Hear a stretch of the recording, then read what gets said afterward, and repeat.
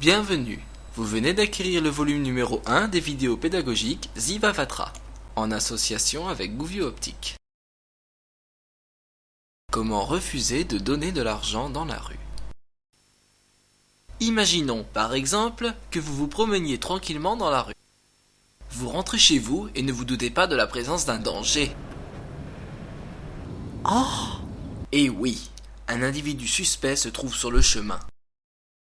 Cela dit, ne paniquez pas et appliquez dès maintenant la première technique, contourner le point sensible. Dès lors, deux cas sont envisageables. Cas numéro 1, l'individu ne vous a pas remarqué. C'est gagné. Cas numéro 2, l'individu vous a remarqué et vous interpelle. Ne criez pas famine tout de suite, qu'à cela ne tienne, dirigez-vous vers lui d'un pas sûr et décidé. Ou bien vous pouvez prendre la fuite. Cependant attention, dans ce cas, prenez bien soin d'éviter tout obstacle à votre course. Sans quoi l'individu aurait tôt fait de vous demander des explications. Cas numéro 1. L'individu se révèle être plutôt sympathique. Vous pouvez lui dire que vous n'avez pas d'argent sur vous. Ou bien prendre la fuite.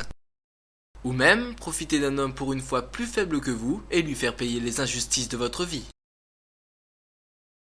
Cas numéro 2. L'individu n'est pas un habitué des bonnes manières. Vous pouvez alors tenter de le duper quant à la qualité de la marchandise, ou bien lui raconter une bonne roucasserie, ou encore tenter de le distraire, par exemple avec un spectacle de marionnettes improvisé. Cependant, si ces techniques ne fonctionnent pas, commencez par le distraire plus efficacement, suivi de « prenez la fuite ». Cas numéro 3. L'individu a manifestement tendance à être peu respectueux d'autrui. Il est temps désormais de ne plus faire le lâche et de l'affronter comme un homme, par exemple avec une bombe lacrymogène.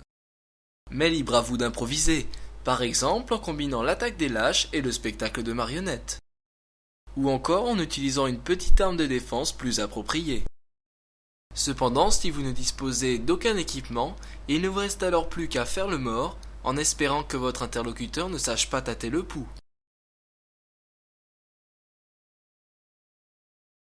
Attention, surtout ne jamais rien céder, sans quoi votre interlocuteur aurait tôt fait de vous en demander encore plus, voire même beaucoup plus. Sachez pour finir que si vous avez malheureusement besoin un jour d'appliquer ces techniques, vous aurez tout de même une chance sur deux de pouvoir rentrer chez vous indemne, ce qui vous permettra de commander d'autres articles de la ligne Zivavatra. Merci, à bientôt.